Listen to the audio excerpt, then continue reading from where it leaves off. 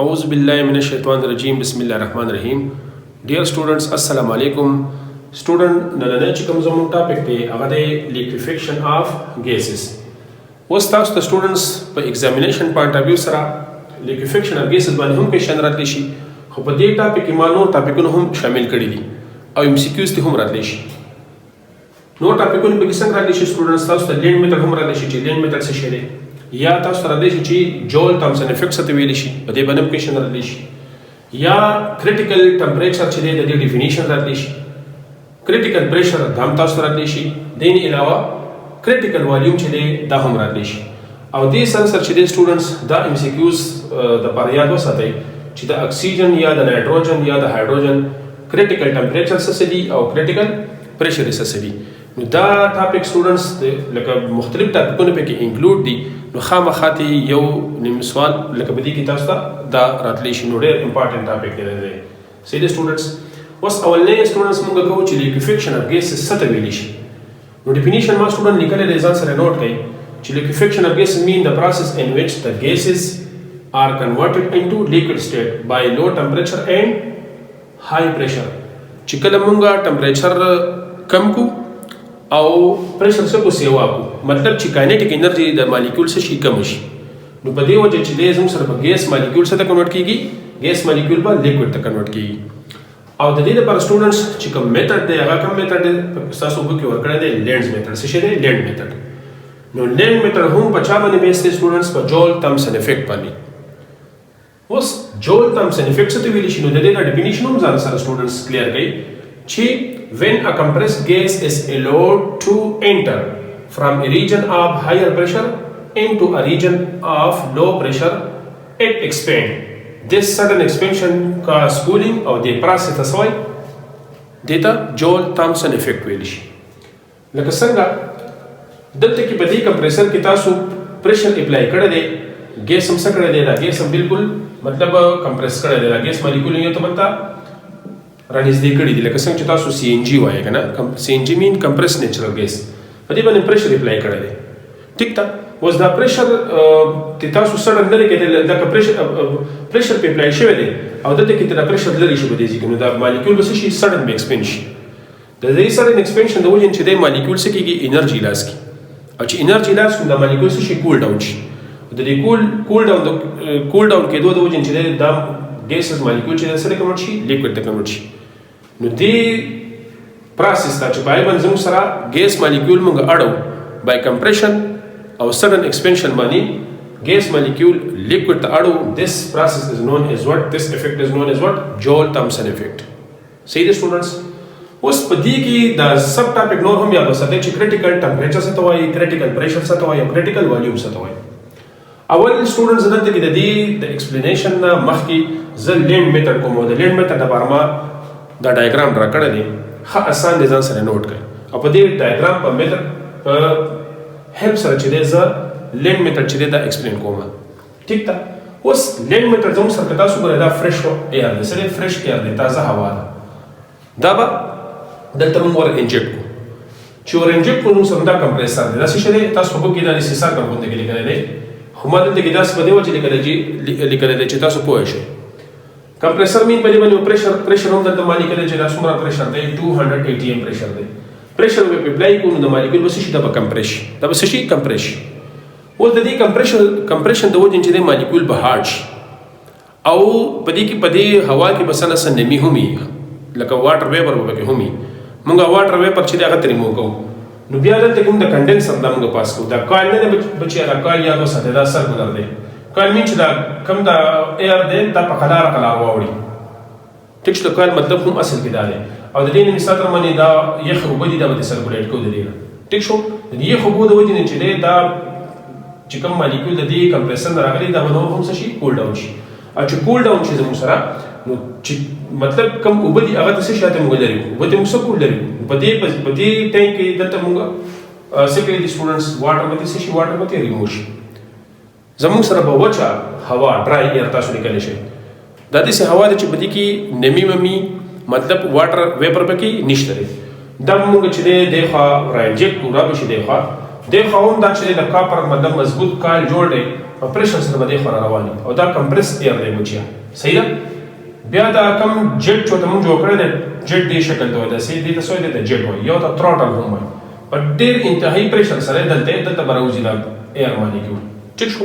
نو دا چونکې دلته ورته زیر سیوا دی کنه نو سډن ایکسپینشن نشي وختي چې کوم موږ جول تامسن افیکټ ویلې دی نو چې سډن ایکسپینشن چې دی نو مالیکول چې دی دا انرژي لاس کی وردن موش چې وردن کېږي مالیکول به انرژي سره کې لاس کی نو دا مالیکول به څه شي دا به کول ډاون شي او چې کوم مالیکول به کول ډاون کېږي نو سره کوم کېږي لیکوډ ته څه شي دا لیکوډ ته او چې لکه لیکوډ ایر شو ټیک شو.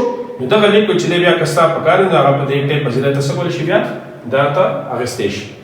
اوس تاسو هم لیکلی شئ نور چې کوم یخې هواګانې دي چې هغه زموږ سره څه کېږي لیکوډ ته نه کنورټ شوی نو هغه زموږ سره دخوا موومنټ وکړي پورته ټیک شو. او دې سره سره دا کوم هوا چې دا را روانه ده دا به هم یخه کېږي د دې یخېدو سره سره چې دی دا ګیس نور هم سره کنورټ شي لیکوډ ته ټیک ده سټوډنټس. او چې کوم زموږ سره کوم ایر زموږ سره لیکوډ ته نه ده اړولی شوی نو هغه دوباره څه کوو ریسایکل به څه به کوو ریسایکل به کوو داسې ټیک ده. هغه دوباره موږ دا پروسس به ریپیټ کوو څه به کوو ریپیټ کوو او د دې ریپیټیشن نه چې دی موږ به ایر څه ته کنورټ کوو ګیشس چې دی لکه په ګیشس حالت کې چې ده دا موږ لیکوډ فارم ته کنورټ کوو څه ته کنورټ کوو دا ټول چې کوم پروسس سټوډنټ دا څه شو دا لینډ میتھډ وسو لینډ میتھډ ښه آسان دی ځان سره نوٹ کړئ. اوس سټوډنټس زه پکې د نوٹ اپډیټ کوم راځم چې کریټیکل ټمپریچر څه ته ویل شي سټوډنټ ځان سره ډیفینیشن نوٹ کړئ. دا کریټیکل ټمپریچر چې دی موږ په ټي سي ټي به کیپټل سی به سمالي کریټیکل ټمپریچر. اوس موږ دا څنګه ډیفاین کوو ځان سره نوٹ کړئ چې د ټمپریچر above which a gas cannot be liquefied no matter how greater the pressure is applied. بچې کته سکه پریشر اپلای کی هو که ټمپریچر سیوا دی ټمپریچر سره سیوا دی ولې دلته کې تاسو د ایکویشن یاد وساتئ کنه دلته کې زه ایکویشن لیکم موږ ته پته ده چې کاینیټیک انرژي از ډایرکټلی پروپورشنل ټو ټمپریچر چې کله زموږ سره کاینیټیک انرژي د ګیس مالیکول موږ کم کړی نه د ګیس مالیکول کاینیټیک انرژي سره سټوډنټ سیوا ده نو د دې کاینیټیک انرژي کمول لپاره موږ ټمپریچر څه کوو نو که دلته کې تاسو مثال در باندې پریشر ډېر زیات هم سیوا کوئ که دلته ته هیټینګ ورکړی دی څه دی ورکړی دی هیټینګ لکه تاسو دلته دا ډایګرام تاسو سم لیکلی شئ که نه ټیک شو چې ته پریشر اپلای کړي خو دا ته څه دی هیټ کېږي لاندې هیټینګ شروع دی نو چېرته هم زما سره دا ګیس مالیکول چې دا لیکوډ ته نشي راوړلی نو په دې وجه باندې چې دی موږ به داسې ټمپریچر برقرار ساتو چې لکه دا به موږ ټمپریچر به کموو او هغه ټمپریچر فارم ته هغه ټمپریچر به موږ اچیو کوو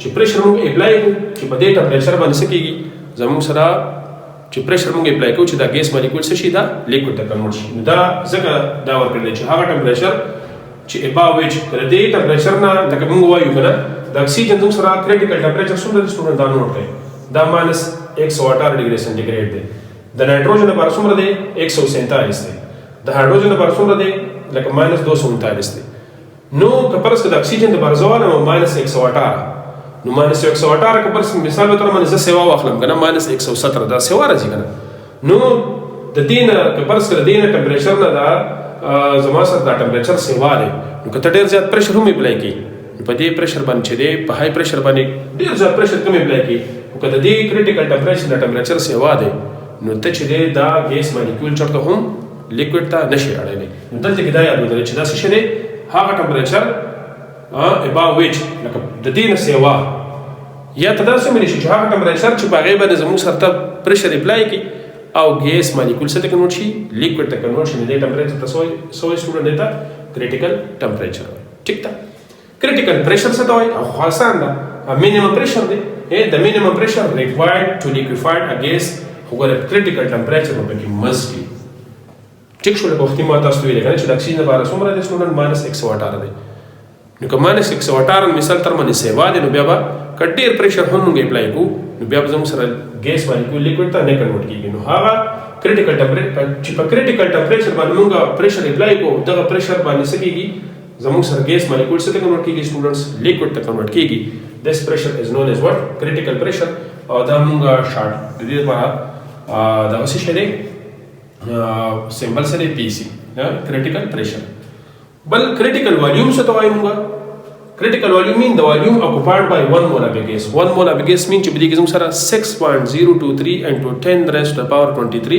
molecules ټیک شو چې 1 mole of a gas څومره volume occupy کوي او په سمانه په critical temperature او په critical pressure باندې په critical temperature او په critical pressure باندې زموږ سره 1 mole of gas څومره volume occupy کوي دی volume ته موږ سوایو سټوډنټ د موږ critical volume دی ته موږ سوایو critical volume دا سټوډنټ دا critical temperature دا کم د اکسیجن لپاره نایټروجن لپاره د هایدروجن لپاره دا هم تاسو زوات کوي دا شان د critical pressure هم د دې کې سند لپاره سکه سټوډنټ دا هم زوات کوي اوس دا بیا ته درې په دې کنډیشن باندې په critical temperature باندې او critical pressure او څومره مثال تر باندې critical volume چې دی دا زموږ سره څومره دا اکوفای کوي دیس تبیا سوې دي تبیا critical state و دي سوې سټوډنټ دی ته critical دا مزه سره نوٹ کړئ دا سوې دي ته critical state ویل شي سمته ویل شي سټوډنټ مطلب په critical pressure او په critical volume باندې زموږ سره 1 mole او critical مطلب په critical temperature او په critical pressure باندې زموږ سره 1 mole of gas چې زموږ سره critical volume د په کوم state کې موجود دی د څه